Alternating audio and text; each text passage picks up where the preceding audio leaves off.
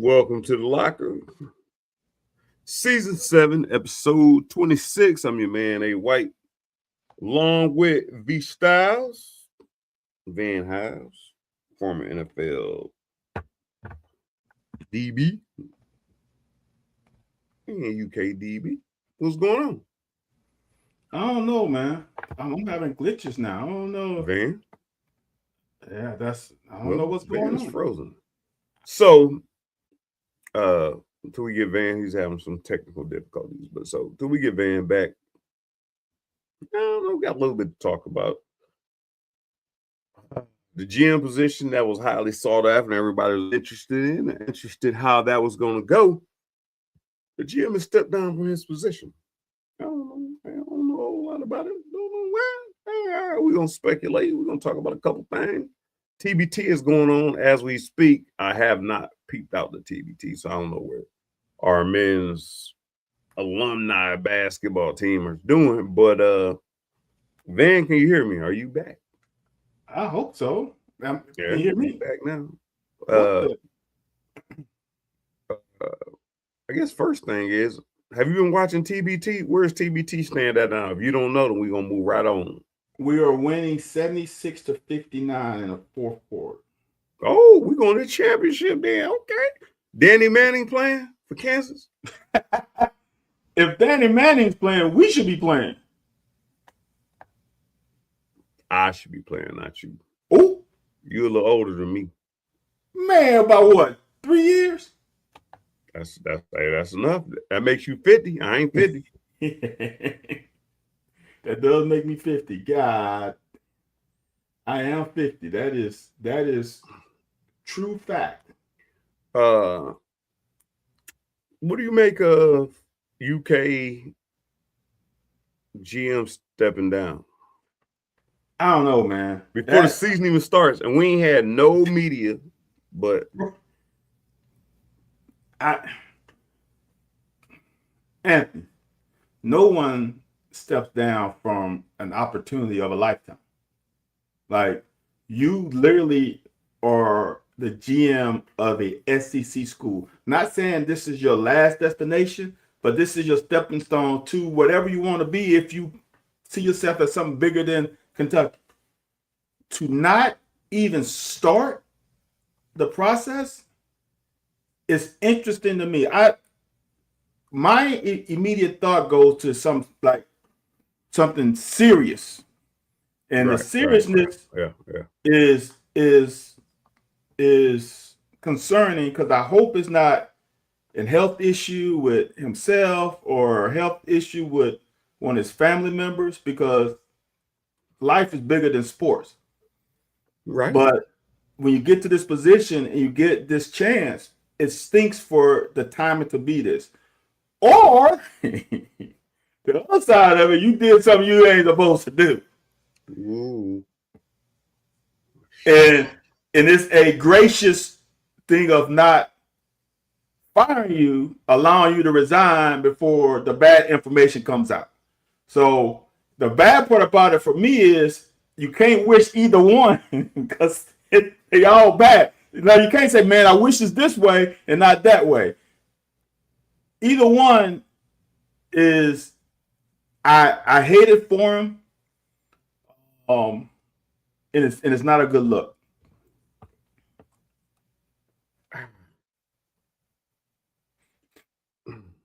And here's the thing I said. Here's the thing I think. And I ain't had a chance to talk about it on any platform at this point. This first platform we're going to discuss that I've been able to discuss it on is that, the GM position was the thing that was a huge talk.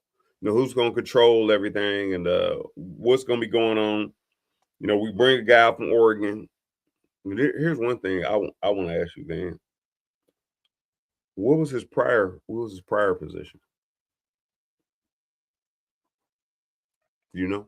I remember. And I'll give you time to look it up if you want to. Was it assistant GM? If you know, just tell me. I don't know. Oh, you don't know. I'm speculatory, and I just want to. He was director of football recruiting strategy. So basically GM. Okay. Okay. Shit. Yeah.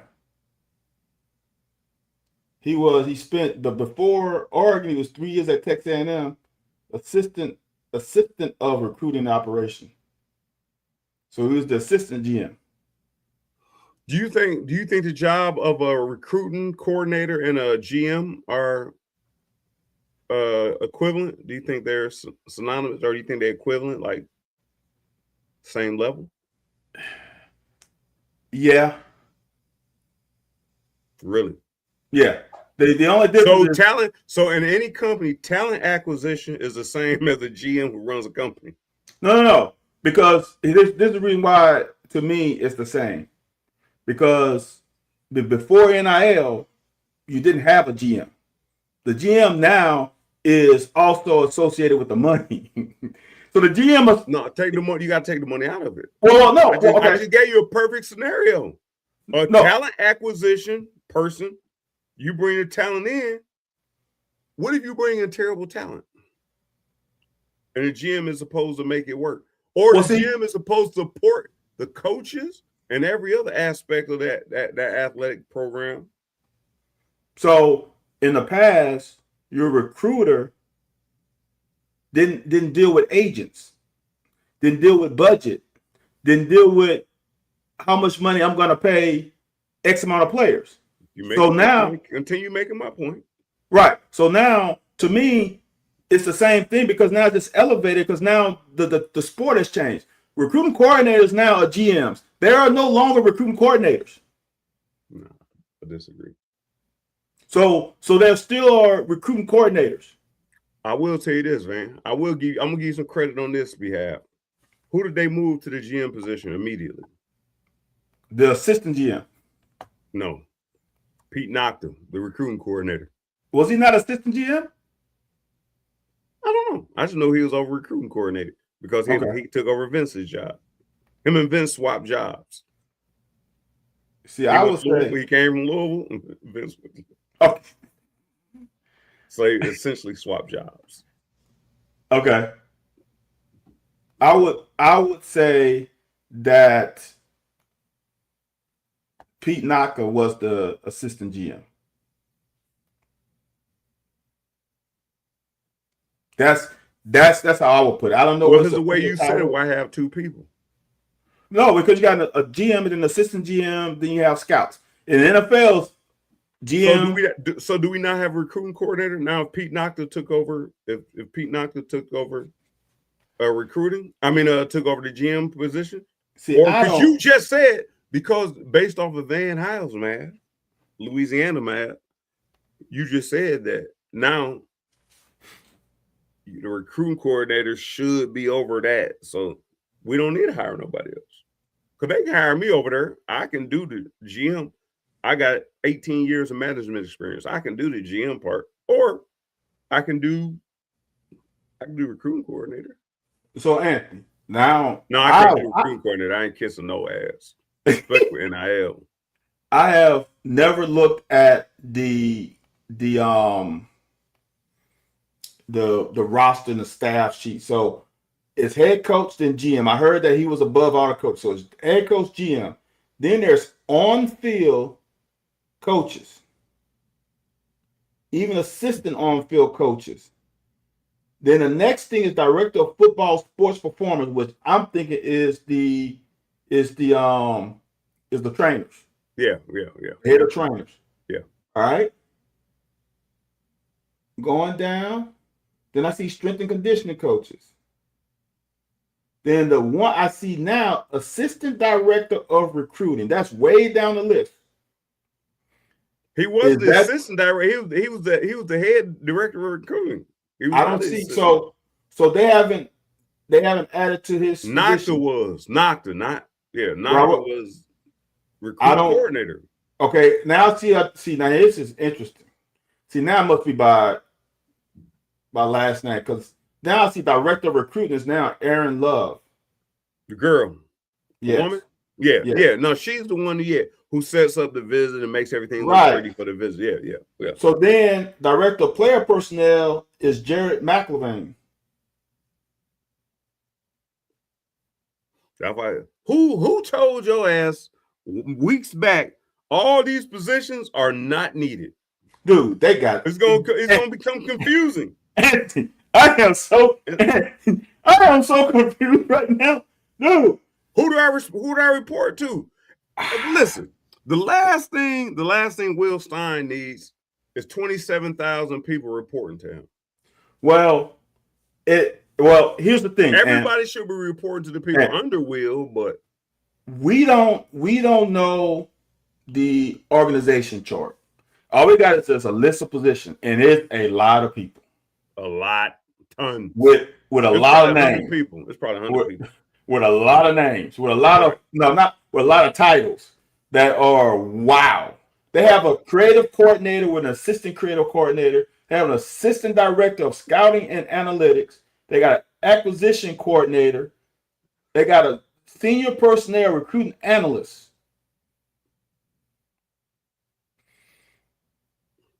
What is your responsibility? That's where all the questions come into play. That's where everything comes into play. Because they got, what is director of operations? What is director of operations? What are their responsibilities? I think that is pretty important. They set up the travel, they set up the hotels. Who was when we played? Tom did that. Nope. If you don't sit your... Well, no, it was a person that was always around. There was not definitely one time. Tom Kalinowski? No, sir. I can cause Sprigg, I can't remember the name. Sprigg was the mental health guy. Like, so if somebody Dr. Sprague, yeah. He was, who was over? It was a white-haired guy. It was older white-haired white guy. He was over all that stuff to set up the travel, hotel, all that stuff. And I think it was the same under Mummy for the first year. But yeah, it was somebody behind the scene. You always see them on the sidelines, but they wasn't coaching them, but they was always on the sideline. And that's what that position did. So, bruh, I don't know why I didn't look at this earlier. Because it wasn't a problem until this joker stepped down before the season started. So, Anthony, tell me this. Do you have a cornerback coach and an assistant cornerback coach? Yes. Yeah, all our coaches got assistants. All of you our got a safety coach and an assistant safety coach? Yeah. You got a star coach? We got a left linebacker coach, and right a Mike linebacker. It's crazy. Man, you don't realize. We talked about this on Sunday when we asked about how do we feel about them having so many coaches. Dude, they have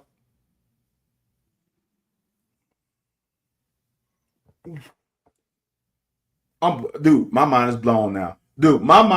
Anthony, and I don't know if this is the perfect list, like if it's an alphabetical order, or because it seems like it's kind of hit or miss sometimes. Dude, they have a director of football sports performance, which I'm thinking is the strength and conditioning coach, just with a spruced up title. Okay? But then they have a director of performance science. What's the difference? Okay? So that's got to be, with director means you are leading a group. Right. So who is leading who is the director of performance science leading? Is that the trainer? Those are the people who probably be doing the supplements and things they're taking. The science, the supplements and things. Oh, they say his role is to develop and implement best practice strategies designed to reduce injury risk while enhancing readiness performance. Okay, so what does the other guy do? Because now this is Man, wait a minute, Van. Hold on, man. How you been sitting around? I done told your ass this shit a while back. Now you want to sit here. Dude, I brought this up to you months back. Yeah, but we were just talking about the coaches. I didn't know the behind the scenes is worse than the coaches. Those are coaches. No. On-field coaches. I mean, on-field coaches. Don't matter. Me don't matter. Me no matter. We Dude, even talked. Well, we didn't talk about it on here on Sunday morning. I believe you was on there. They talk about the strength and conditioning. I think they salaries went down. Oh, but they had more positions. Like they had more people doing more things. Okay. Like people collecting data. And I will tell you this. And who said that? Who said it?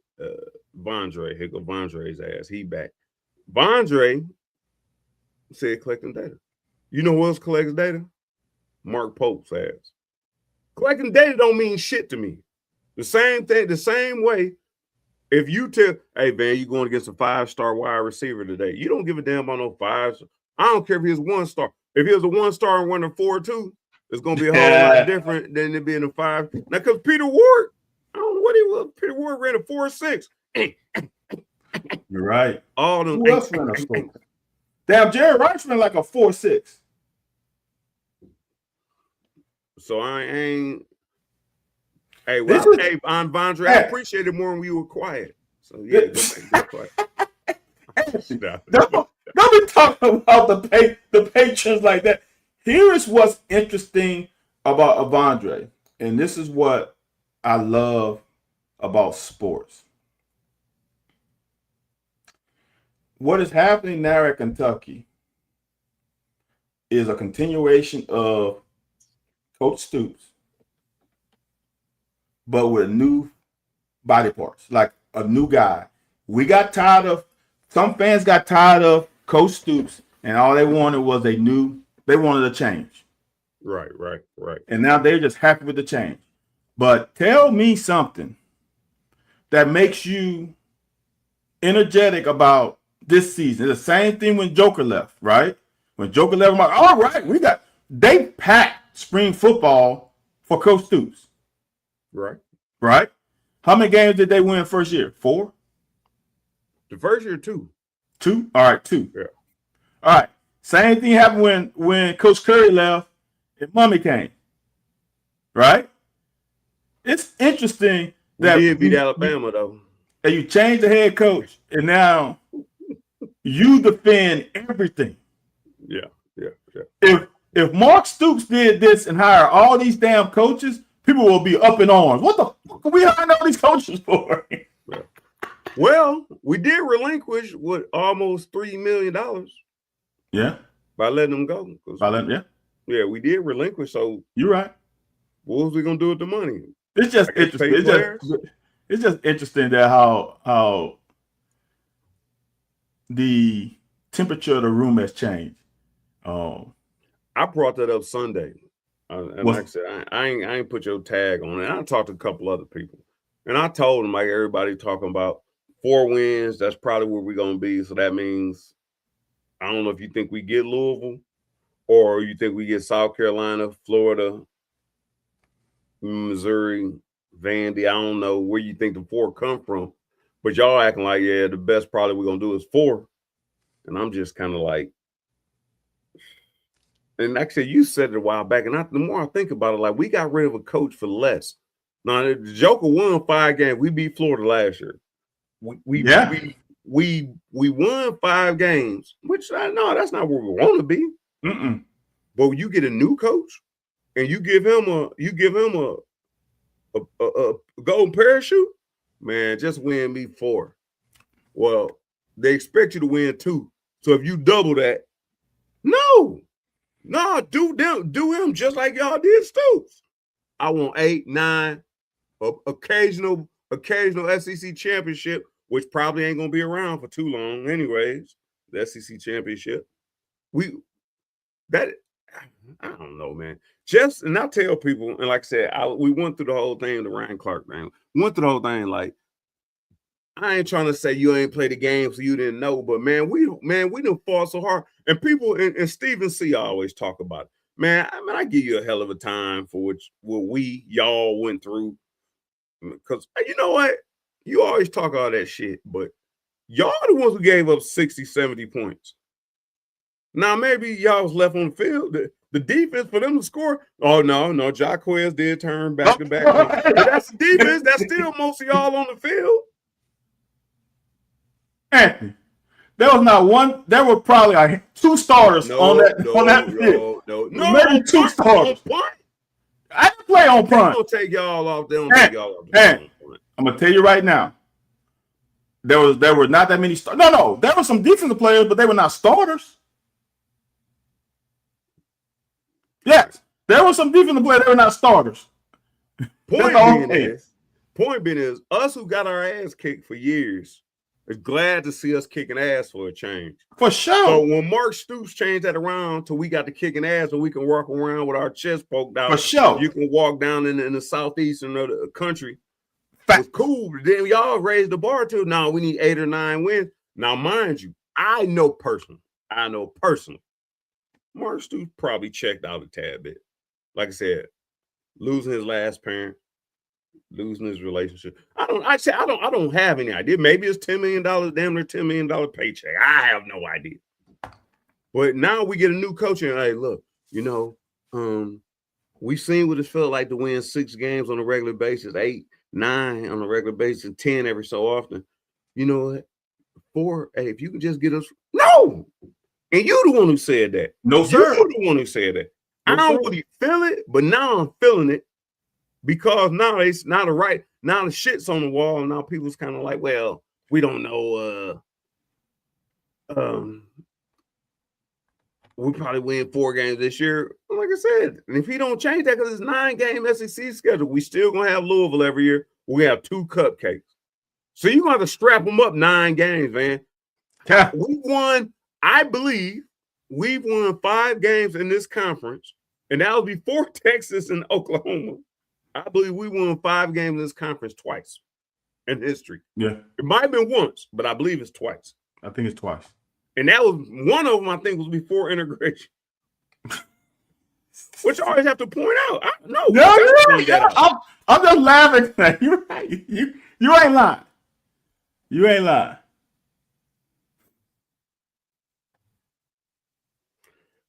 I think, well, one thing is, Swole Guy, here's the thing, Swole Guy, this is what I kind of want to think. This is what I think. I don't know how Van would feel. A lot of the guys you heard have a lot of assistant coaches, like Alabama, Georgia. Some of those guys have had former head coaches. Head coach. And lower. Like it was not a significant position by title. Like quality control and analysts. Yep. And those things, which mean they brought a lot of value to the team, but didn't have to pay them a lot. They were just looking for an opportunity to get back in the game. Yeah, because it's already getting paid by their former employee. But their former employee was paying $1 million. This guy never really had a huge responsibility. And I'm gonna tell you this, Swole Guy. I believe he ran from the responsibility. Seeing how things are ran here, the expectations.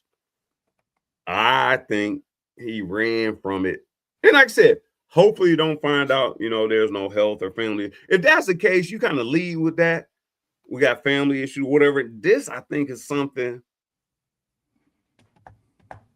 is more than that. We trying to put a position together. I think Stein's trying to look about his boys, which is fine. I had a lot of people tell me if I ever become a coach, they want me on their staff. And I'm not saying this is a me. It is that I'm gonna keep it a buck with them. I know football and things are going. So basically somebody who watch my back. I think this guy felt like, man, Will, I think you in over your head, which leads to a whole nother story. Oh, you talking about the extra, you just put some Old Bay on this thing. You put some Old Bay and some cayenne. I can't say that for certain. I was just ready for the salt and pepper and made some Lowry's. You just put the slap your mama with some Old Bay, some hot sauce, and some cayenne. You just spice this thing up. I ain't ready for that. You can go over there with John K.Y. Blue and sit in the corner, both of y'all. No, no. We ain't spend that Indiana money. Man, I said if we do, I'll be happy for us. They don't understand Ant. They don't understand that. Ant. Don't do it. Don't do it. Ryan Clark, you from Louisiana too. Don't do it. Don't do it. Don't do no Ryan Clark. They don't understand you ain't play the game. No. They don't understand how much money was pumped into IU these last couple of years. That's what I'm saying. They don't. All right. Wait a minute. Okay, so hold on. Here's the thing. Scott Gregory, John KY, Swole Guy, Vondre, Steven. Oh my God. I just saw something when you put it up. I'm about to lose it. So that's crazy. That's crazy. What Scott says on his next one is crazy. That's crazy. That is crazy. 34-27, better than 34-14.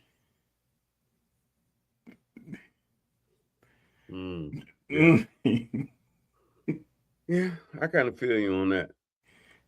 That one bothers me more than anything else.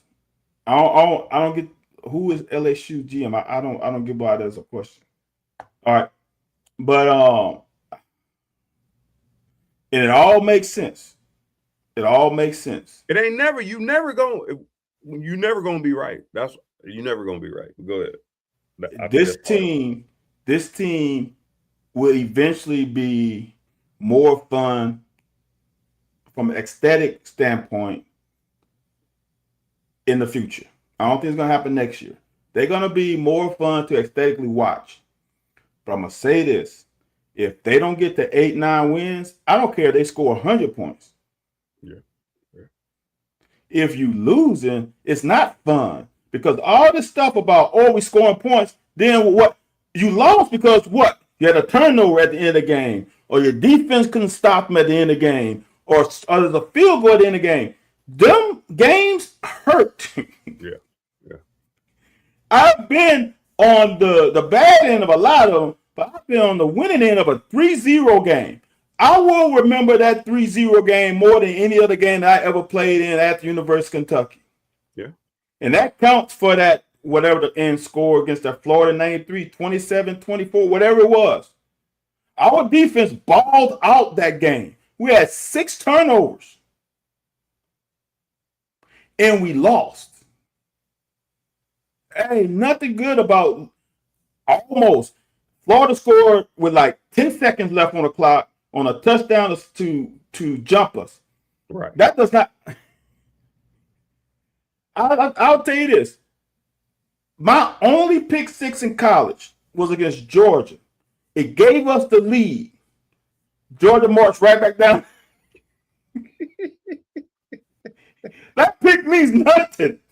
Right. That pick means nothing. It means 0. Now, I've had 3 other picks that ended the game. LSU, South Carolina. What was the maybe just 2 then. Definitely LSU, South Carolina had the last defensive play. Those feel good. My pick 6 should be against Eric Zaire.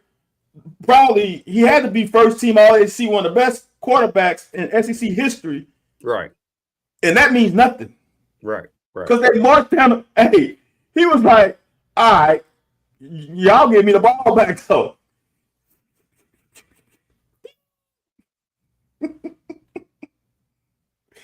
Oh, man. That logic is one that I don't like. Now, if Scott said, I would rather win 55-52.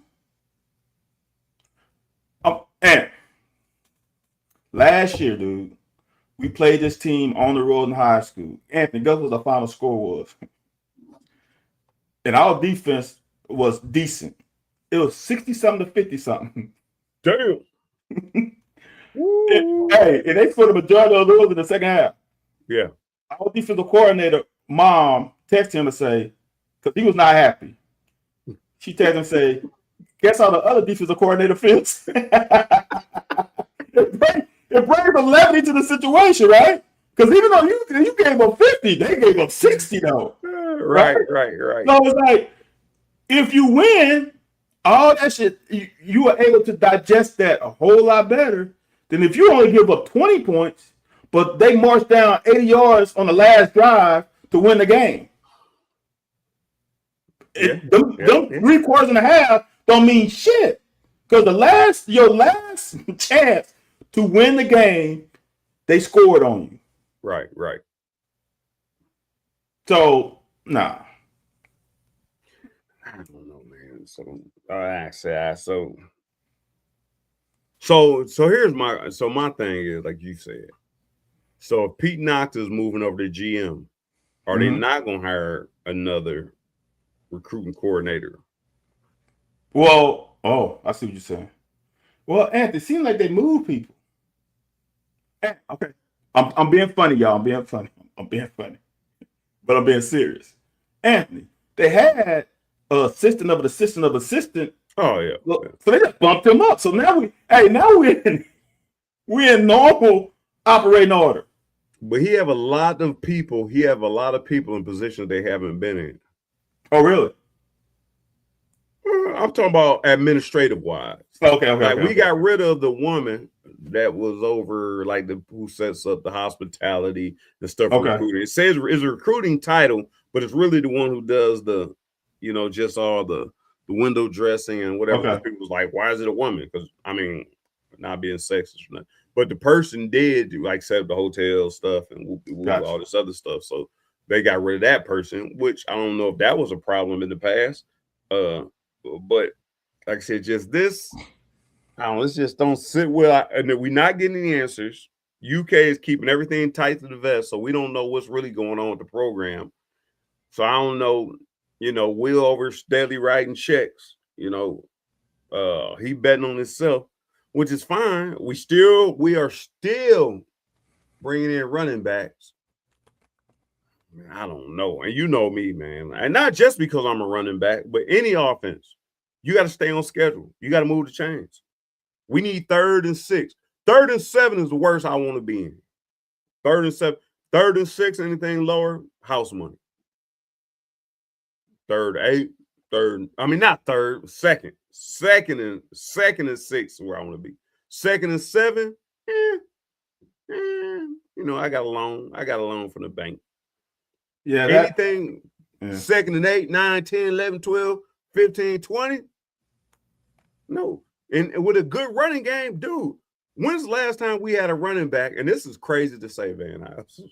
When's the last time we had a running back? Not rush. I'm talking about a significant running back, not just somebody on the roster. Rush for less than 4 yards a carry. Yeah. That's a good point. I don't even know if it ever happened under Stoops. Like a significant back. Now, I'm not talking about a back on the roster. So who's his first back? JoJo? No. Boone? No, it was before that. What was his names?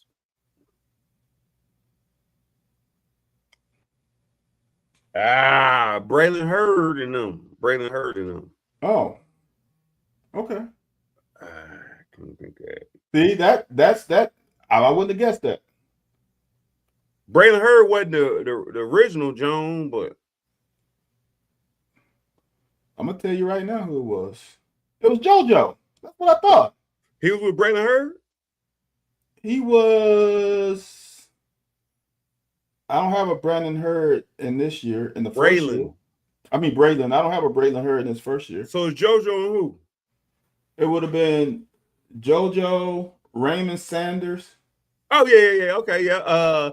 Dang, what was the other dude, though? The one I used to always, the older cat. Slim Joker. Deshaun Mobley? No. I remember Mobley. It was one dude that I used to always support. Jonathan George? I wonder if Jonathan George was on that team too. Yeah, that's the first year. No, it was another dude. Okay. Hold on. It could be the next year. Yeah, it probably was next year. But I'm not saying I'm saying he should have been on that running back roster. So the next year, Horton. No. No, Horton is the one. So the Horton is next the one I year, think that JoJo beat up.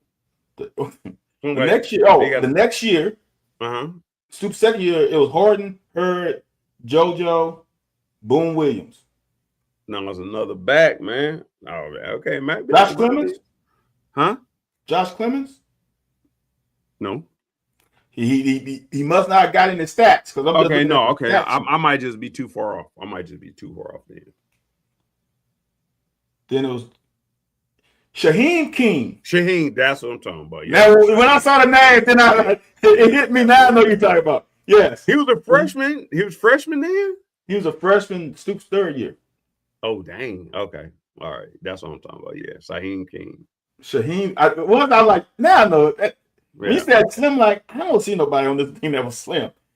Got to it. So it was Boom. Anthony. It was JoJo, Boom, then Benny. Yes, you're right. Them all four. Them all five. They five. They five to six. So you already talking about second and five?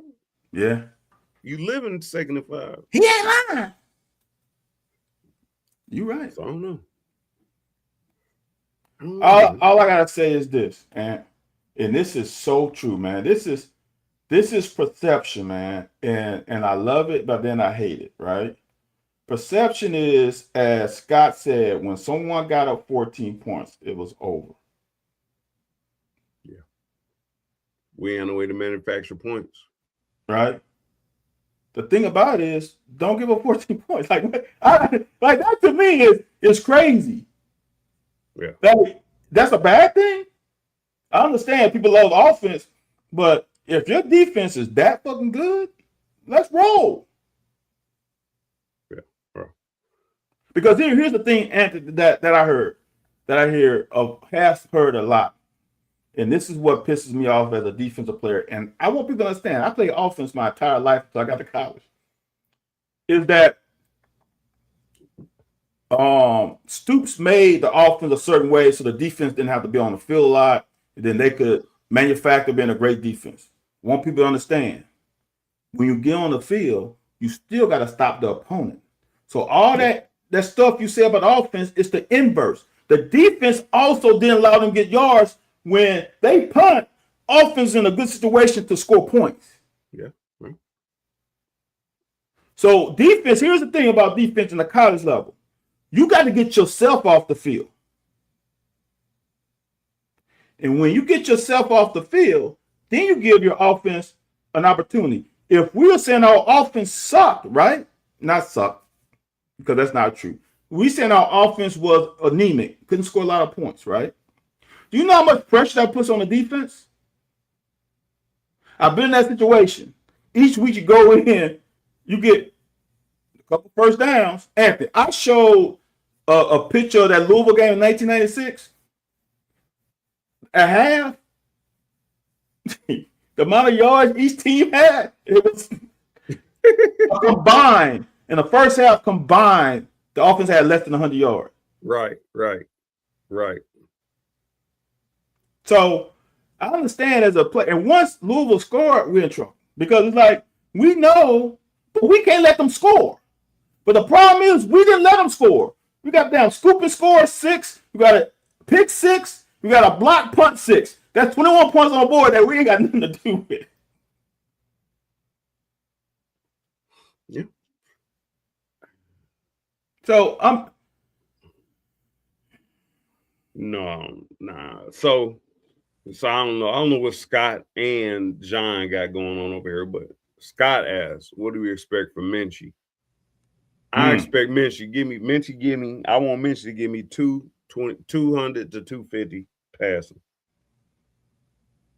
I would love for him to be 70%. Give me 65. Yeah. 65 was good for me. If he goes 70, that's crazy.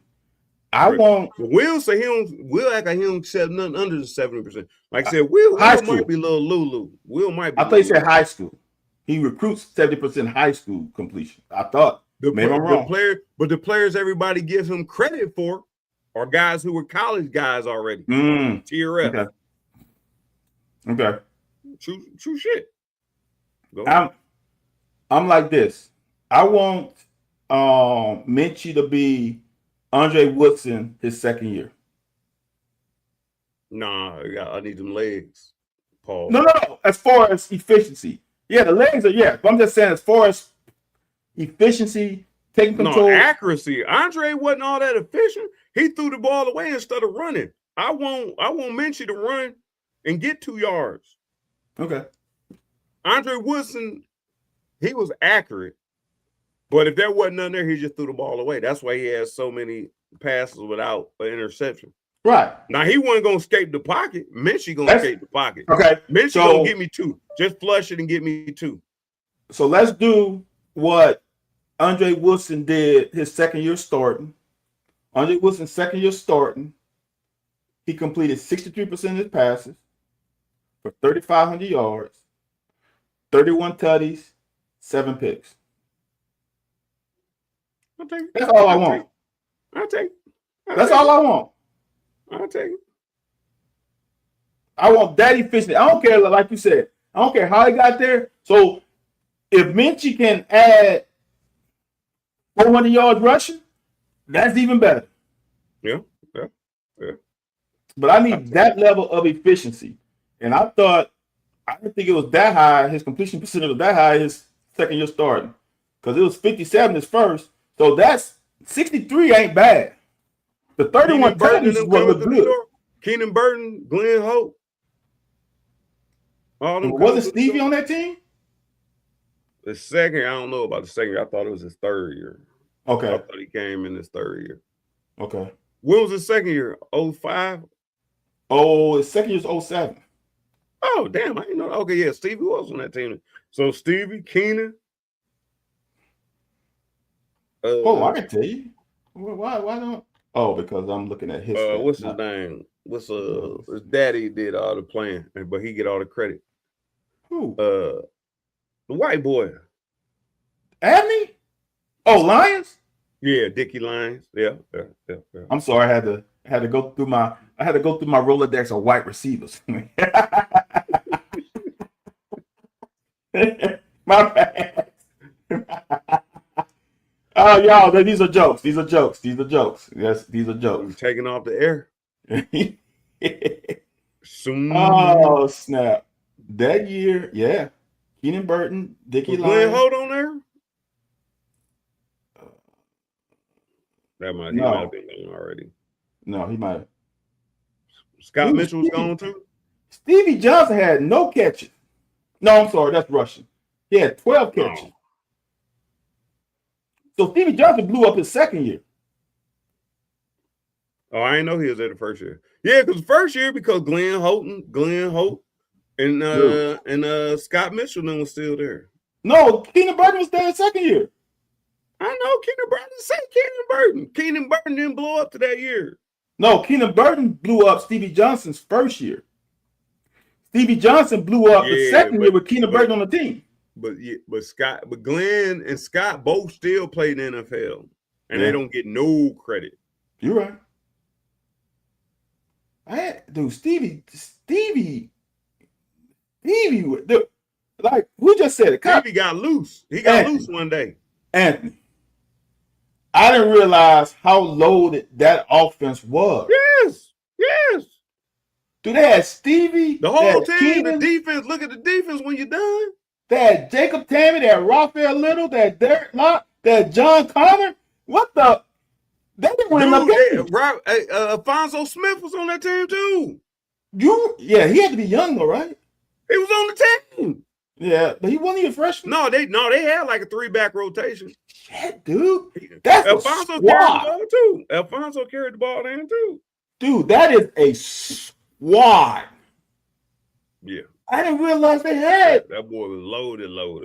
That boy was loaded. Shit. That might be the best offensive roster. Whoa. Watch your mouth now. Watch your mouth. No, I ain't even gonna hold you. You right. You probably right. You probably right. Damn. Yeah. That boy was loaded. They had Tony Dixon on that team. Yeah. I'm telling you, that running back room was foul. It was foul. Okay, all right. I'm sorry. I remember. I remember Stephen Keenan. I just didn't realize Derek Locke was on that same team with Raphael Little. Yeah. Oh, I knew that. Like you said, Dixon and young Alfonso and the Terminator. And Tammy. Okay. Yeah, that And was. you ain't said nothing about the defense yet. Oh, I haven't got. Yeah, because you know the. Yeah. Oh, yeah. They had Yeah, like Trevor, Double J, Wesley, Michael. Oh, hell. the D line, shoot, man. Come Myron on, man. Pratt, Ricky Lumpkin. Oh, dude. Yeah, that team was cold, boy. Dude, That was one for that the team ages. That was one for the Corey ages. Peters? Oh, okay, stop. That was one for the ages. That team was one for the ages. Damn, bruh. Yeah, that team was one for the ages, man. Yeah, Oh, that was that old LaGrange, Georgia pipeline, Braxton and Wesley and them. dude, that's Yeah, that squad. team. I'm telling you, yeah, it was loaded. It was loaded. Damn, that shows you how good the SEC was. Yeah. Where we go? 7? Well, we won a bowl game, so 7-5 by our count is 7-5. But then they won the bowl game. So they lost to South Carolina, they lost to Florida, they lost to Mississippi State. They shouldn't have lost to Mississippi State. That's the one that they're probably mad about. Lost to Georgia and lost to Tennessee. So every team they lost to was ranked except Mississippi State. And they played Mississippi State at home and lost. Who was on South Carolina that we had to worry about? Debo now? Debo. Probably is. Now that you say that. That's 2007. You're probably right. Oh no, that might have been your boy. The broke his leg. That went up? No. Yeah, I know you're talking about. Nope, that ain't him. They have no one on this that jogs my memory of them being good. Why we should be losing South Carolina? Yeah, I don't think we should have been lost, but they were ranked though. But maybe their defense was cold. Well, no, because they finished 6-6. So you're right. We probably shouldn't have lost to South Carolina either. But we came out hot, man. We won 5 games? First 5 games of the season? Yep. Wow. Then we peed down our leg the rest of the season. We only won 2 of the next, 7. Yeah. Brandon say 9 games moving forward. We got to go 6-3 in the SEC to win. Brandon, I've been saying that. That's what I'm saying. And beat Louisville. Yes, you got to win the 3 non-conference schedules. And beat Louisville. I wouldn't have took that head coaching job here. Unless they was going to pay me $9 million. Then I was going to cheat. If they did that, I was going to cheat. Dude, you got to win 9 games. You got to win. You got to win 6 games. So you got to 6. Yeah, so. Which has only been done once. You can only lose 3 games. We got Texas, Tennessee, Texas A&M, Alabama, Georgia. Hey, once in school history. Our fan base. I ain't gonna say our fan base is crazy. I ain't gonna beat up on our fan base. No, I hate to be a fan right now. Woo!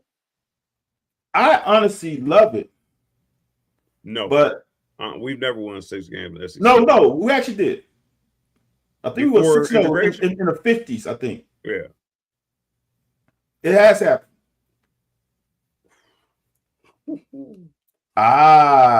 Okay. Yeah, we probably shouldn't have lost it because they were 6-6. That team might be the best team in school history. And that's counting the 10-win seasons that we had here. Think about those 10-win seasons, Anthony. How many of those players were all SEC or NFL players? That Corey Peters and Jeremy Jarman and Jabbar Lindsey, them 3 on defense alone. Yeah.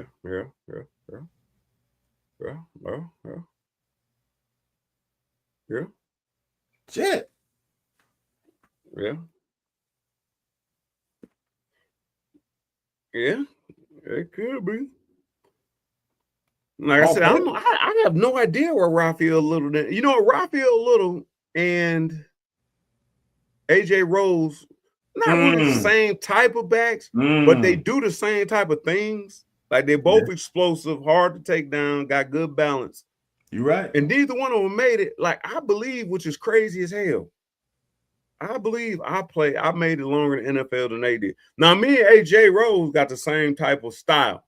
AJ just faster than me and stronger than me and bigger. Was at that point bigger than me. Raphael, I have no idea where Raphael didn't make it at the next. I think, and that's where I think people don't. Why when I talk about where the program is coming to and why we feel the way we do about where the program trajectory and who takes over the program and how we want the program to be ran is because I believe Raphael or Brooks changed it where people can come and get UK players. Like we can, you got to think. Tim Couch didn't make it long in the NFL, which one of the greatest probably the best player in UK history. No, I don't think it's arguable the best quarterback in UK. Craig Yeast, arguably the best receiver in UK history. None of our best players ever in the history of the program made it in NFL. Not saying that you had to play 10. I'm talking about give me 3, 5, 6. Mo made it. Yeah, but Mo's not in that conversation. Mo is not on one of those teams. Mo was different. Okay. Like Mo was Mo. We ain't talking about the team at this point. We talking about Mo. Okay. Mo made it in spite of the team. Not saying his team was so good. No, you're right. But they knew that Mo was different. I'm talking about you talking about a team. Craig, Tim had to throw the ball to Craig. Nobody off that team made it long. Even James Whalen, 2 years. It was respect that Kentucky got. Now these guys are getting respect. Like, man, Kentucky, and I think Brooks started that change because Raphael should have played. We seen Alfonso play. Like I said, I don't know about Tony Dixon. Tony Dixon was a butterball, but they said he was fleet of foot. But man, I mean, 4 backs going out. It ain't Higgs, Logan, and Adams and that group of backs. But they were that group of backs, but not a lot of people got an opportunity. So that's why I'm trying to get back to, like, man, we talk about we want to win these games. No, we want UK to be recognized as a powerhouse and respected, and NFL respected. And say, well, so you're talking about 4 wins? We could have brought Stoops back for 4 more wins, and didn't have to buy him out.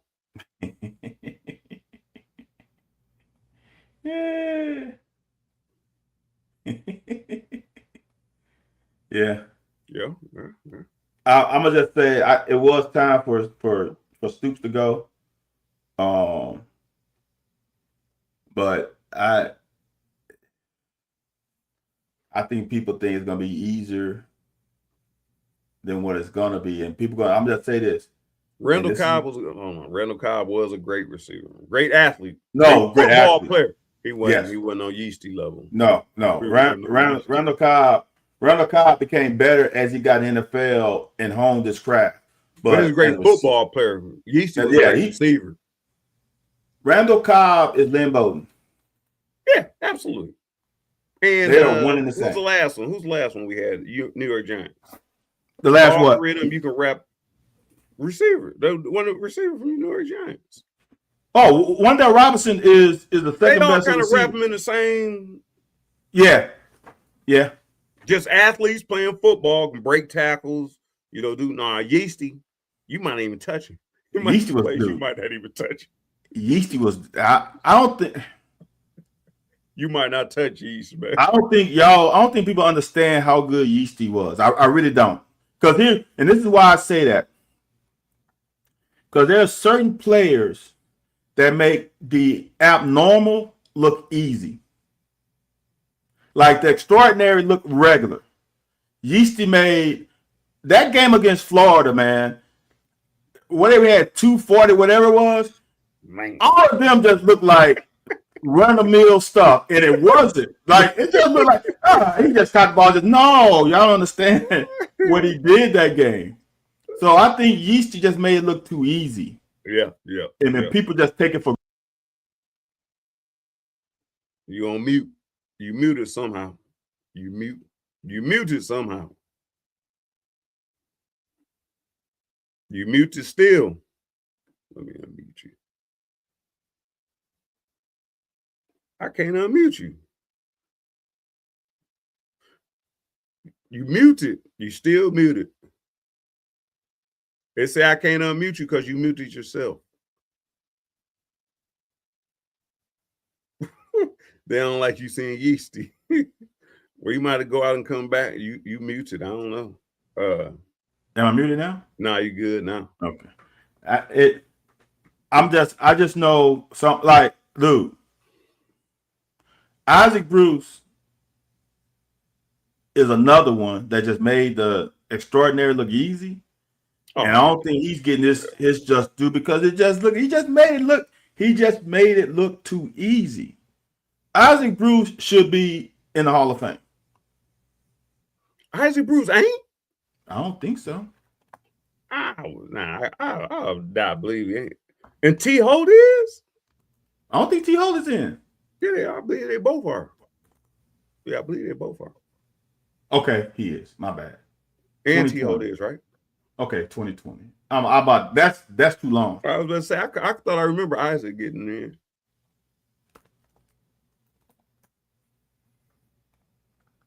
Torrey Holt is not in. And I can kind of see that. Because he played around, Marshall and everybody else, but he might be one of them late people but you ain't gonna never run out of names. Right. No, never. You're right. You never gonna run out of names.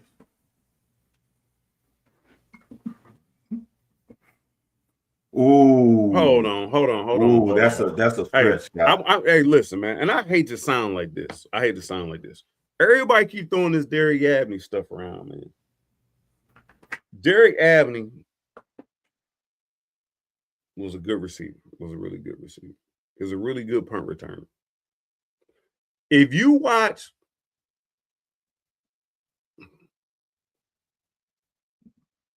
I ain't even gonna say that. Just because he's a fellow teammate.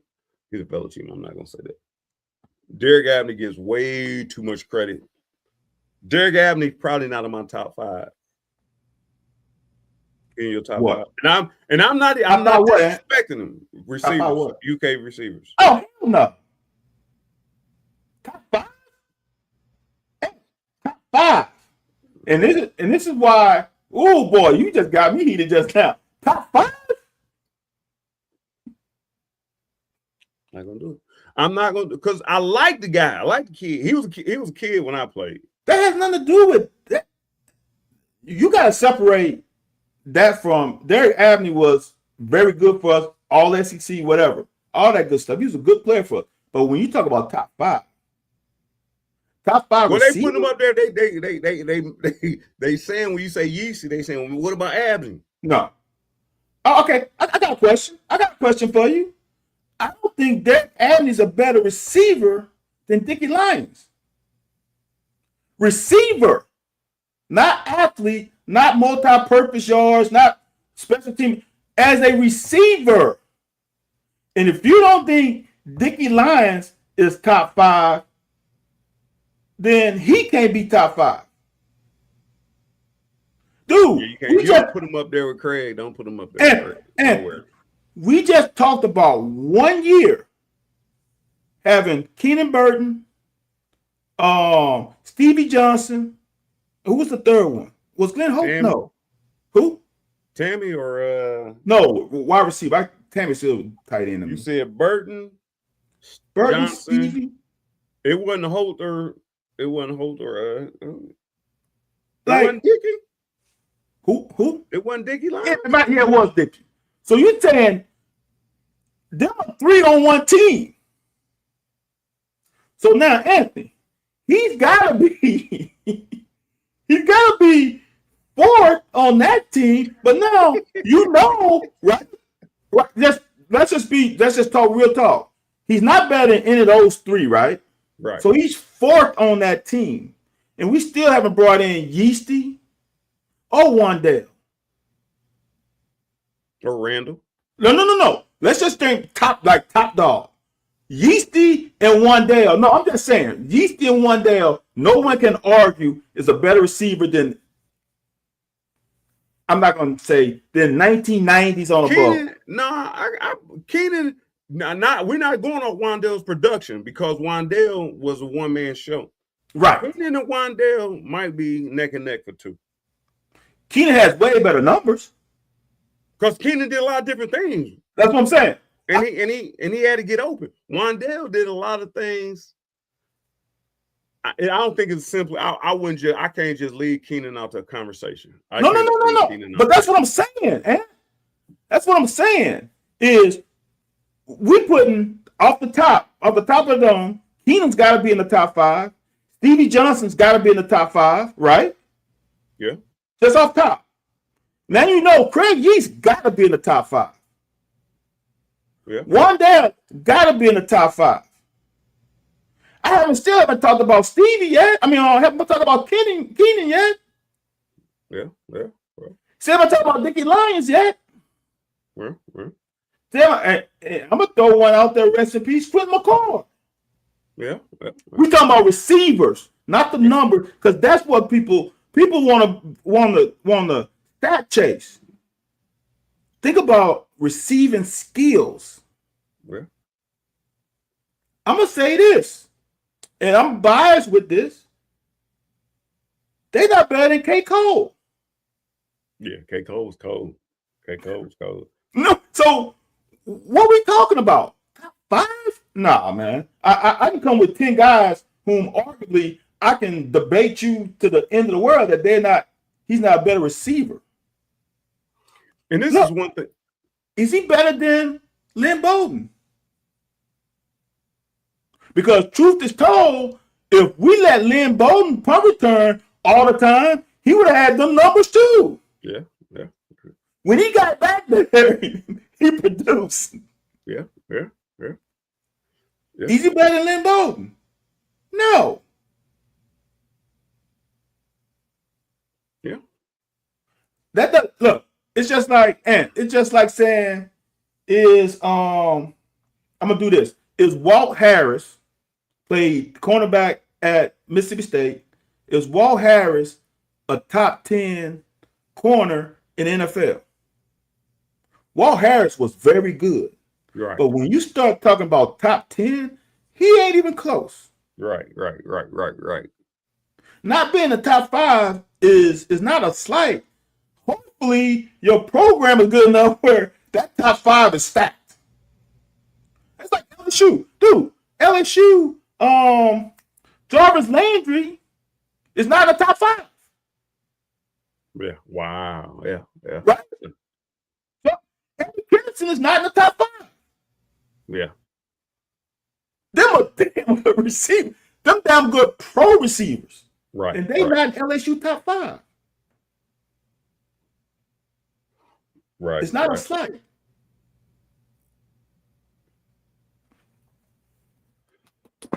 Yeah, no, like I said, I agree. I say, and it kind of reminds, like I said, it kind of makes you think about, like, so what happened to an NFL career, like NFL, but people like, and like I said, the worst part about he's a really good guy, really good person, human being, whatever. Yes. Well, when you come and talk about the folklore of, and people start disrespecting other people's names, I don't like that. And it becomes disrespectful for me defending other people's names, for instance. And I think he was a recipient of this. James Whalen came out of nowhere in one season and was a star. Yeah. Look at his damn targets. There was a lot of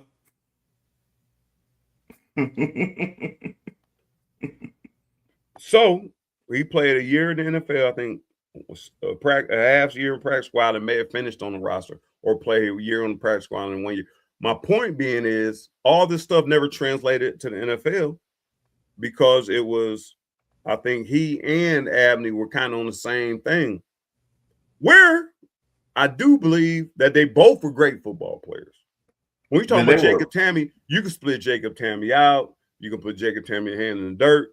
And I'm going to take James Whalen every day of the week. I'm going to take him every day of the week because that's my guy. But when you start talking about, he may be listed one of the greatest ever. He had one great season in Kentucky though.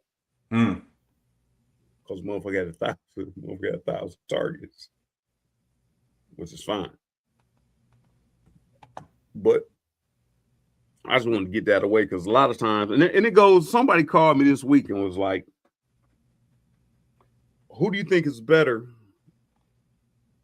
No, they asked me something about Jared Lorenzen and Tim Couch. I said, why would you call and ask me that? Not even close. No, because I'm trying to figure out why. There's no reason why. There's nothing to see here. There's nothing to see here. I said Jared Lorenzen did in 4 years what Tim Couch did in 2. 1.5. Really 1. No, 2. No, but that I'm gonna say no. That freshman. No, that you talking about 2.5. That freshman. No. The reason why I say 1 is because first year on the Mummy, he had to understand the scheme. But he still got yards. He still put numbers up, so you can't take it away. All right. Got to give it. Got to give it.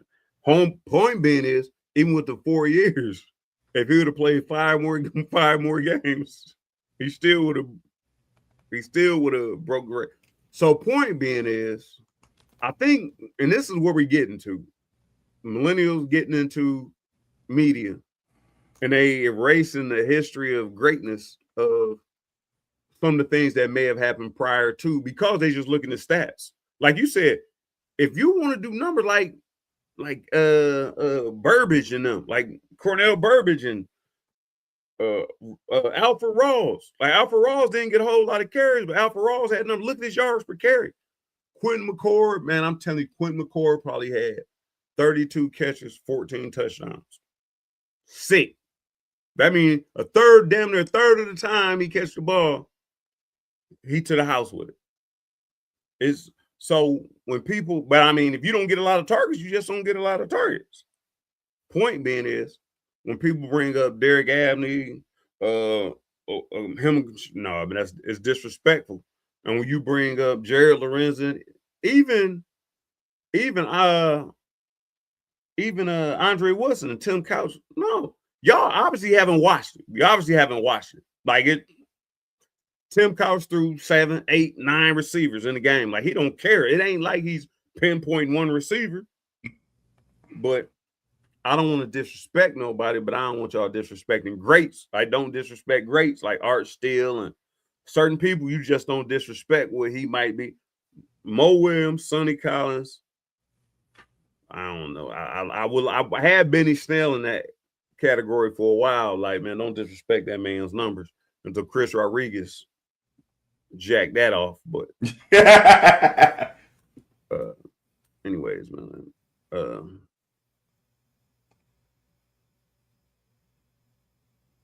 I'm not getting on you. I'm not getting on you. He's second all time in the SEC on punt returns because he played on a good defense. Where's Craig East on that list? But hold on. Yeah. Go ahead. No, go ahead. No, go ahead. No. It goes back to this. Is that wait a minute? Hold on. Scott, how big do you think Craig was? What the hell are you doing? Yeah, Craig was smaller. I don't think Craig was 5'10". Smaller than that. Go ahead. Okay, there we go. Y'all. I'll say this. Let me say this.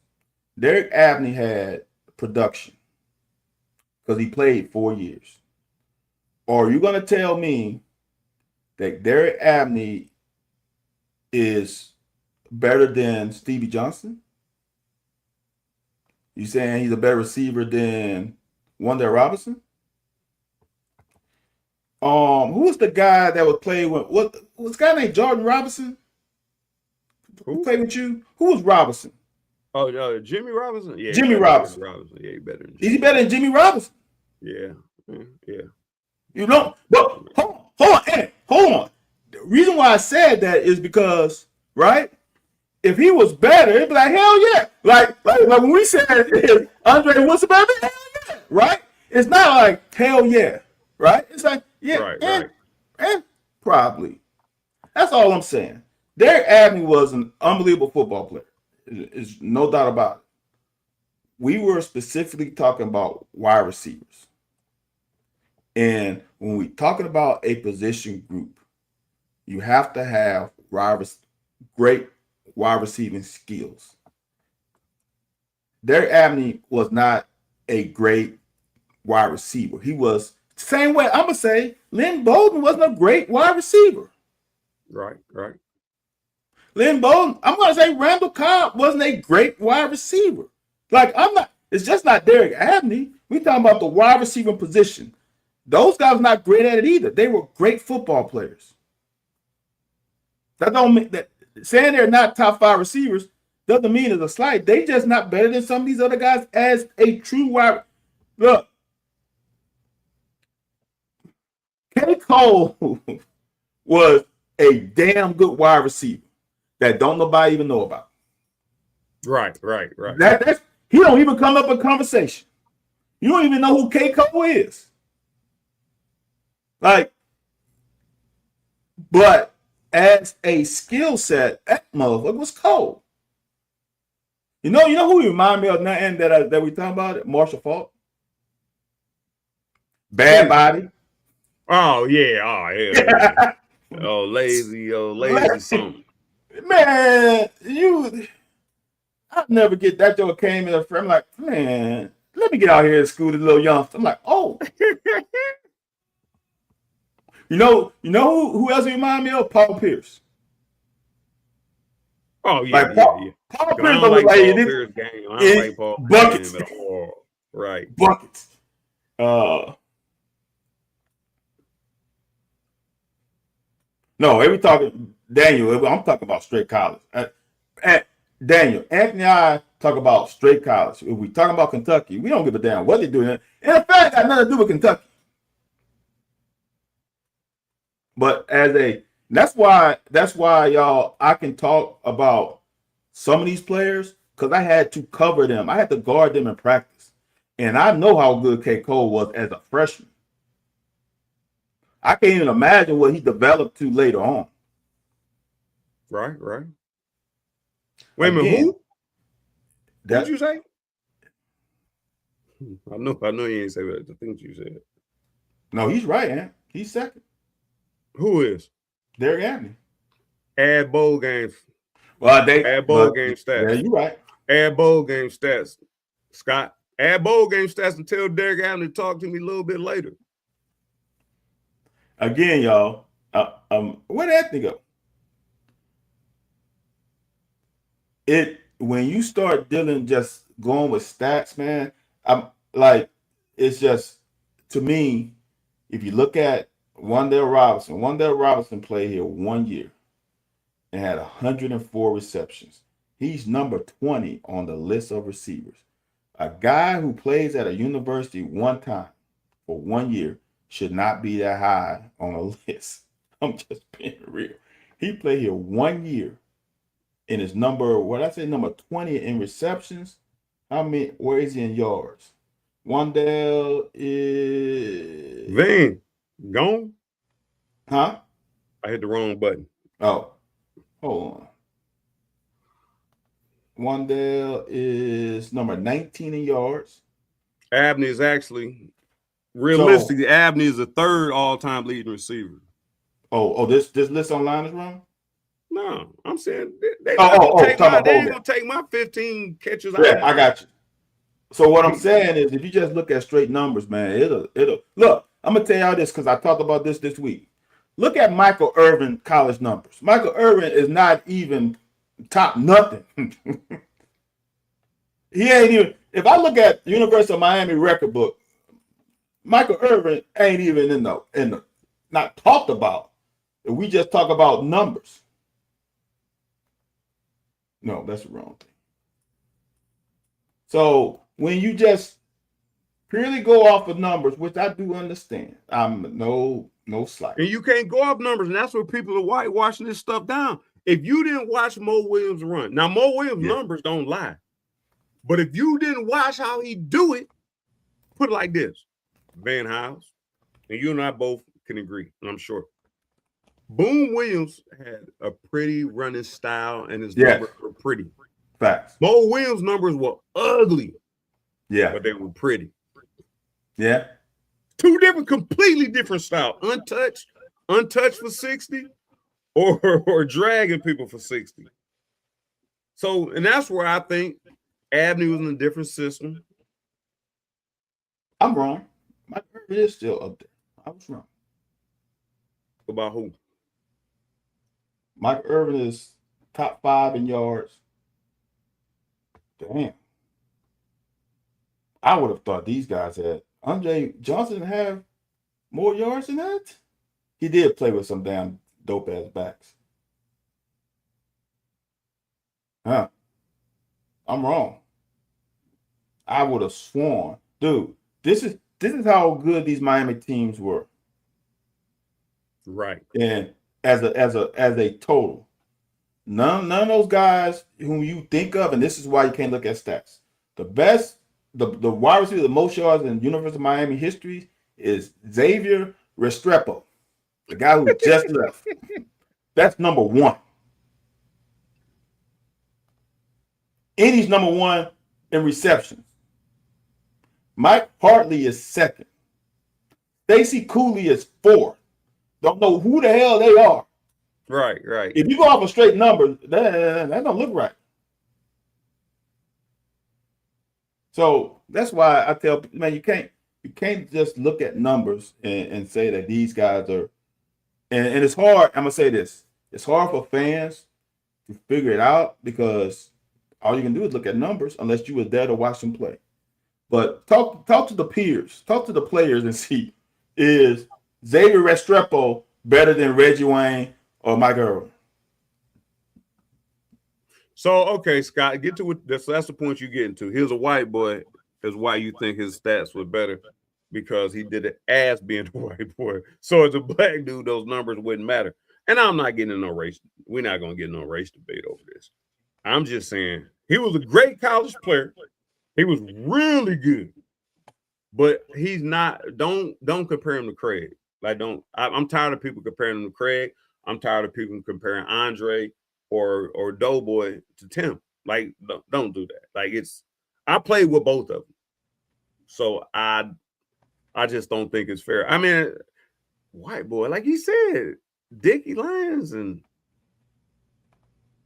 well, I don't know. I don't know too many white boys to play receiver that really impressed me. I'm gonna say You know this. who he remind me of? You know, I mean, let me look up Lance Mickelson's.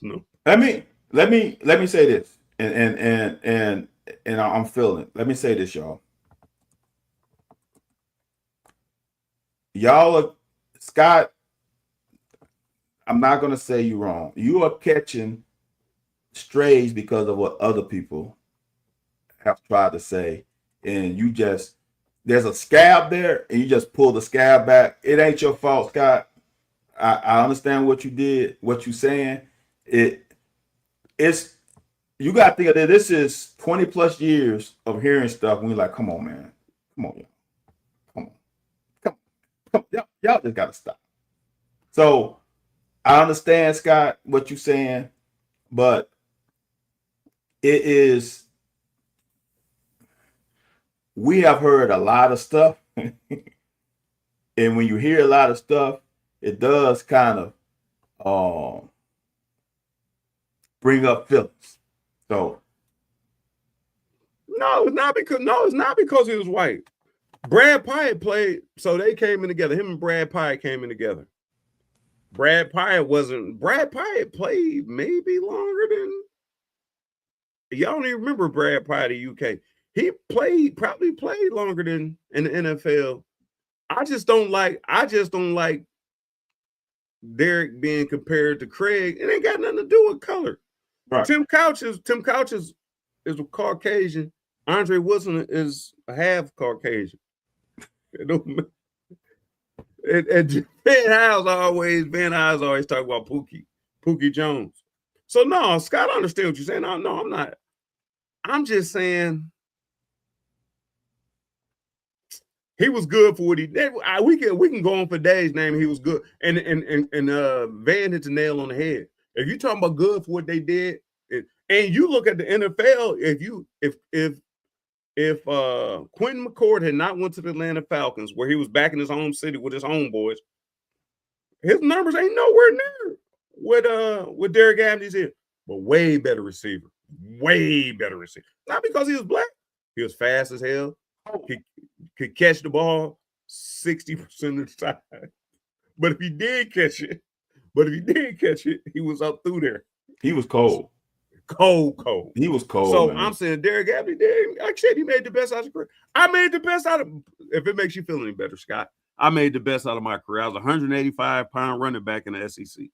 I made the best out of my career. Nobody's going to say I'm the best on anything. I'm not going to be compared to Mo, Sonny. But my stats are up there. So if somebody want to argue stats, we can be like, hey, he has better stats than this person. No, I'm not better than that person. I'm going to tell you I'm not better than that person. Skin color, not mattering. But it's just like Van said, Van hit the nail on the head, man. It's just some of you. I don't know. How old are you, Scott? Just so I know. I'm going to assume Scott is old. Scott's got to be in his 40s. I think we talked about this. I think Scott's in his 40s. No, I thought we talked to Stephen C. Oh, okay, you might be right about his age. You might be right. So I just think he might might be recency bias. No, I mean, and like I said, it sounds bad because I'm defending my boy Craig or defending my statement. But no, it's nothing about Derek. Like Van said, no, Derek's cold. He's one of the best to do it. Now, you want to start talking about two people you don't talk about, Craig East and Tim Couch. You ain't old, Steven. If you old, man, we old. Well, Van is old. Right. So Garrett Johnson. I put Garrett Johnson in that range with your boy. But I might take him over Jared. I might take him over Garrett. Juice Johnson? Yeah, I'll probably take Derek Abney over Juice. Yeah. Can you, and it might be the quarterback play. Can you get open? Can you do this, that, and the third? Steven said he went to school with Cisco. Oh, wait. Yeah, you old, and you gotta be hitting 58. Yeah, you gotta be at 58, 56, 58, 59. So yeah. Oh, so if you was in school with me, Scott. Oh, so you was in school with Derek Abney. Is this a Derek Abney burner account? Scott, no, you ain't pulling same time you played. You ain't pulling no Kevin Durant, are you? You say what? He went the same time you played, not Derek Abney. Derek Abney was a freshman my junior year. Was he? My senior year or junior. That's what I'm saying. I watched him in practice. I thought Derek Abney was like 2008. No, sir. Oh. No, sir. He came in either 98 or 99. No, he came in probably 99. Oh, shit. I didn't realize he was that old. That's what I kept telling you. I played with both of them. Yeah. I've seen them both in person. Yeah, I don't think the average fan knows how good Mo was. Ooh, who is that? Who do you say? Best see we had caught like one ball. So that had to be in the 60s or 70s. Johnny, you ain't that old, are you? Wagner. Ah, yeah. Wagner was not a receiver. Wagner was not a receiver. Oh, Steven C. ain't that old. Oh, Cisco was younger than y'all.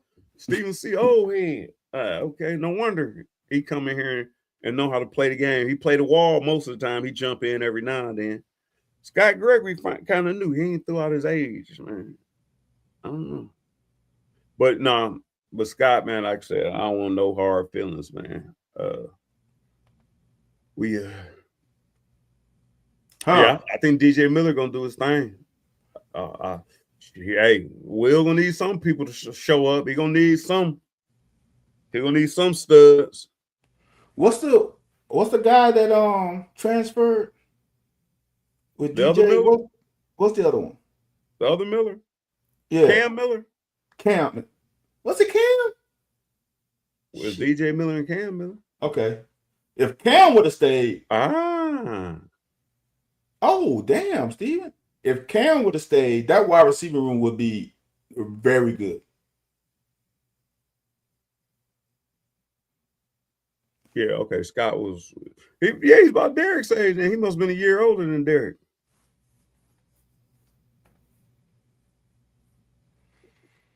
Yeah. I mean, again, the one thing about it is Derek, really good guy.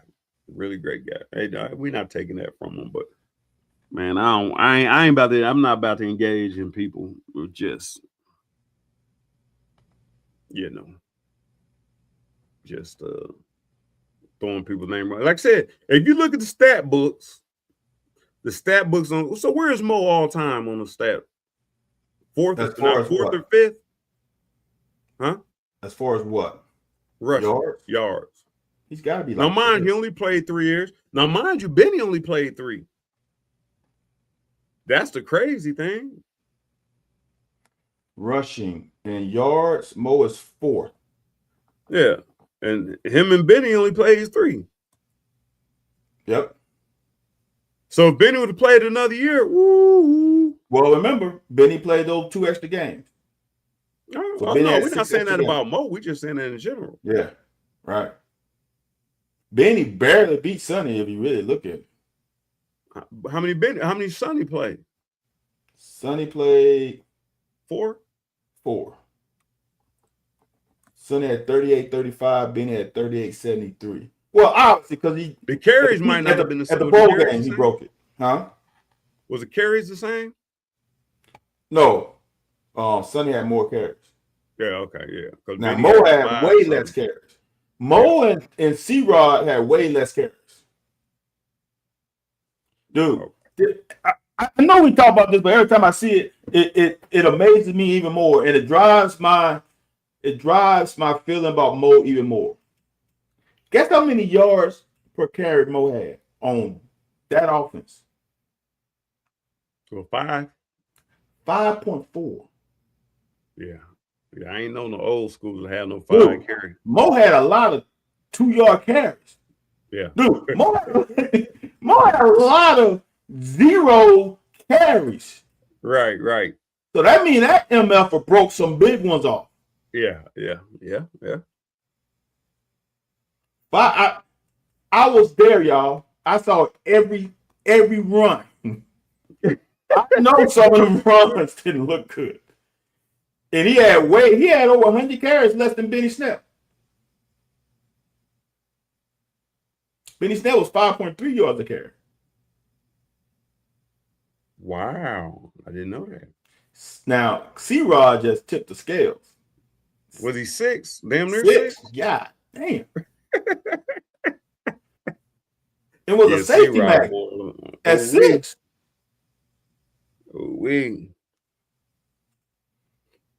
You damn right, Scott. We're gonna beat That's at Bama. That's at the banana. We're gonna beat the banana. We're gonna beat Alabama too. Let's see it again. Oh Lord.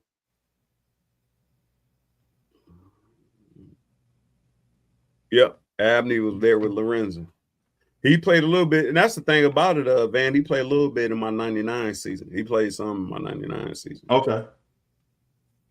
He couldn't really break the lineup behind Dougie Allen and some people. And like I said, when I left, and I look back and like, sheesh. But I think it's one thing you pointed out a long time ago, which is odd and ill, that I think because him and Jared was on the practice squad or the scout team stuff together, they had a connection. The same way Dusty and Waylon. And my senior year, all of a sudden, I'm like, man, I can't. Well, Tim, hey, I knew I was getting the ball after about 5 steps with Tim. With Dusty, man, if ain't nobody else open, he'll dump that boy off, and I'll be like, ain't this about it. But he'll force that boy into Waylon. So I think he was more comfortable throwing to him because, like you pointed that out that they had Pat, and I think that probably was the same thing as why Derek blew up, because Derek and Throw Boy had some kind of continuity. Because when Shane Boyd came in that 2000 year, Shane Boyd was really, or he was a freshman. Jared had a year under his belt already, but and him and Derek Smith, that came from high school together or whatever. So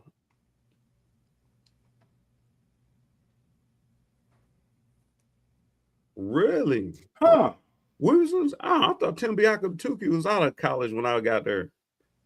That would have been 95. Because I wanted to go to Michigan, and Tim Biakatuki was a running back right after Tyrone Mm.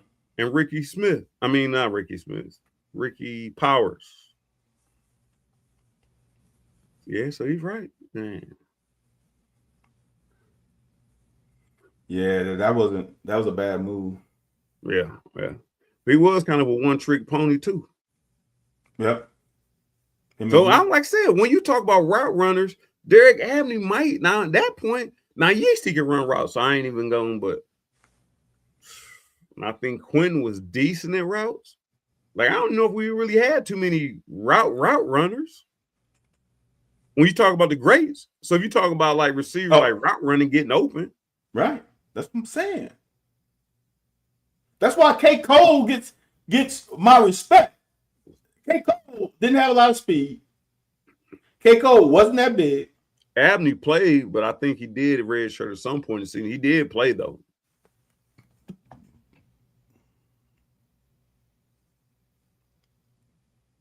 Wow. Somebody keeps saying that. They kept calling him dirt ball. Because then he threw the ball in the dirt all the time. Maybe that's wild. That's wild. Man. Dirt ball is wild, man.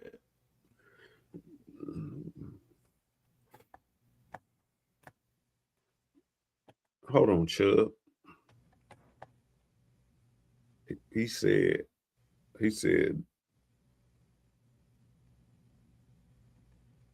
Benny Snell rushed for 1,000 yards in for 3 years. Straight years. Yeah, 3 years. Mo Williams didn't? He might not have.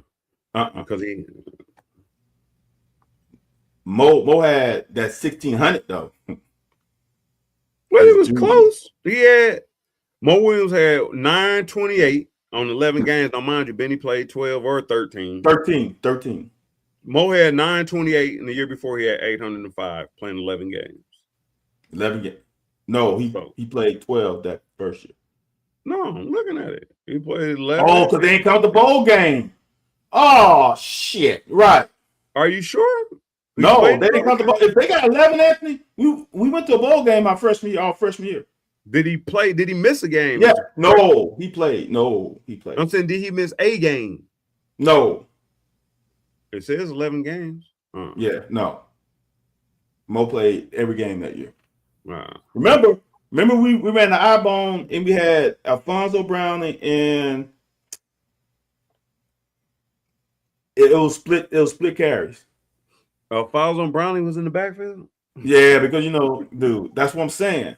Exactly. I talked about this the other day. Alfonso Browning was a damn good receiver. Had that motherfucking damn backfield. He was chunky, joke. When I played with him in Canada, he was chunky. Oh, was he? Yeah, he was chunky, like you. And he played what? A receiver or tight end? He played receiver. Yeah. He was thick, though. He was thick. No, he was big. Oh, yeah, he was thick.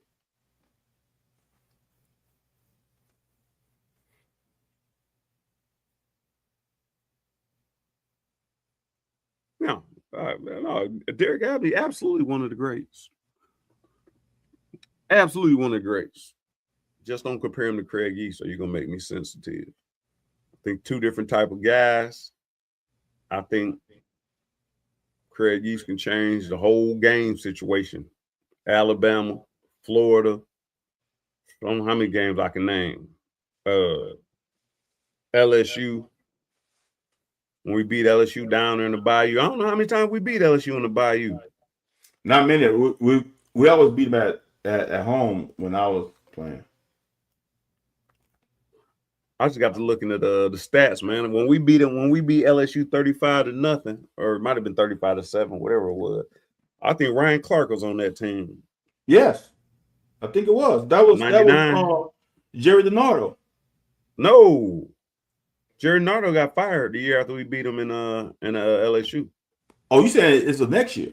Yeah, we beat him LSU the next year. Next year we y'all, beat him at no, home y'all 30. beat We beat him 35-0. y'all beat DiNardo at LSU. Yeah. Yeah, we beat him at 9.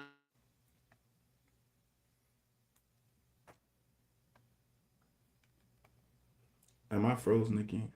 Nah, you good. Oh, you frozen again. Yeah, so yeah, man. Let's get up out of here, man. Anthony, we talking about Quinn McCord. Quinn McCord is number 7 in yards. How many catches? What's his per catch average? His per catch average is crazy. His average per catch. I mean, well, you can't do that because you got some people only caught the ball one time. His average per catch in the top 10 is way more than everybody else. It's almost a yard better than Dane Key. It's almost 2 yards better than Yeasty. Yeah, and I'm saying it ain't like he lined up out of position. Nah, if he caught that boy, he was gone. If he caught it, he was to the crib. Damn, he top 7. And don't nobody know about Q. See, that's what I'm talking about. Q is top 7, and how often is he talked about? But he played, like I said, he was starting in the NFL with Vic, but he was in Atlanta party. They said he never came to meetings, was late to meetings, right. And he just got. And that's what I'm trying to tell you. Like, he could have made it in the NFL. He just didn't have the discipline to do it. Okay. Baron Brown, would you consider him a top wide receiver at Kentucky? No. He's number 9 in yards. At receptions? No, yeah, receiving yards. Receiving yards. Wow.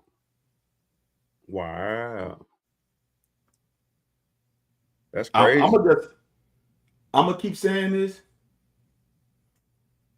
If this is accurate, Wanda Robinson played 1 year and he's number 15. 1 year. Yeah. That says a lot about him, and it says a lot about our damn list. You come here and play 1 year. And you top 15? 1 year?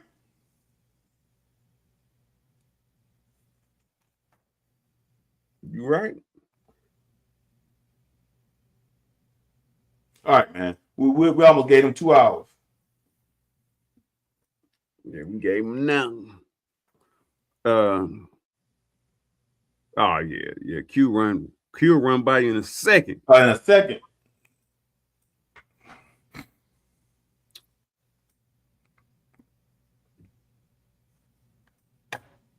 Hey, Scott Gregory, I'm not arguing that Derek Abney is one of the best to do it, the best ever to do it. That's not an argument at all. You're not getting an argument from that. We're just not going to argue that he's the best receiver in UK history. We definitely not going to argue that.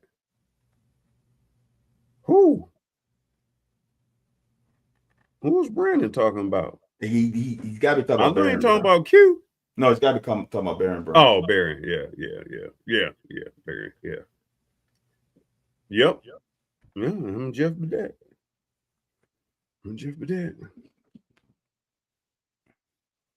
Dang. Based on ability, he should be higher than 20. Based on ability? Who? Baron Brown, based on ability, he could be higher. He's higher than 20. 20th all time in UK? Yeah. Based on ability, not on the end game, based on his frame and his speed, he should be way higher than 20. You still got to catch the ball. You got. That's what I'm saying. That's why he ain't 20. But based on physical attributes and speed. Yeah. So we concluded today, just so don't come back to me, because if it do, I don't want to have to cuss nobody out. Derek Abney is one of the best receivers in UK history. He's just not the best. And There's one other thing we had to conclude. There's something else we were going to conclude. I don't remember. Can't remember. Yeah, but no, Derek Allen he's that guy. He's that guy. He deserves all the accolades he gets. But it's just playing with them both is a huge difference between him and Craig Yeats. It's just huge difference. All right, and it may just be the way you set up your offense or whatever. Yeah. Barry had Manos de Concreto. Definitely call him Manos de Concreto. Nah, you could tell Barry wasn't going to get no better. He ran his route. He ran with his head over his knees all the time. It was a lot of things about his form that wasn't going to translate to yards after catch. It wasn't going to translate to him getting off bump. It wasn't going to translate to him creating space. There was too many things in this game that didn't translate to him making himself available receiver, I should say. And we talked about that a lot here. Every Wednesday, 9 p.m. Eastern Standard Time. We talked about that. Thank you, Daniel Chisholm. Yes, thank you. Yeah, whenever you talk about wide receivers, talk about whatever y'all want. Whenever y'all talk about quarterbacks, talk about whatever y'all want. Just make sure whatever y'all talk about don't include Tim or Craig. Now, running back, that's a little bit debatable. I think Mo and Sonny are on the league they own, but I will entertain an argument about C-Rod and Benny and some of the other people who didn't stay long. I will entertain that, but yeah, but receiver and quarterback. Nah, start with leaving Tim and Craig off. Rest of it, y'all can do whatever y'all want to do with it. Yeah, you're right about that. You're right about that. All right, man. We appreciate y'all, man. Thanks for watching, man. I'm assuming, man, you're watching TBT at an update. We going to the championship. Oh, we in the finals. All right, we're going to championship. On Wednesday, we're in the finals. That's $2 million. I want just 1%. Just 1%. All right, man. I will tell you this. I'm gonna put a picture up, me side by side with Willie Stein, and people won't believe I'm 20 years older than him. Damn near 20 years older than him.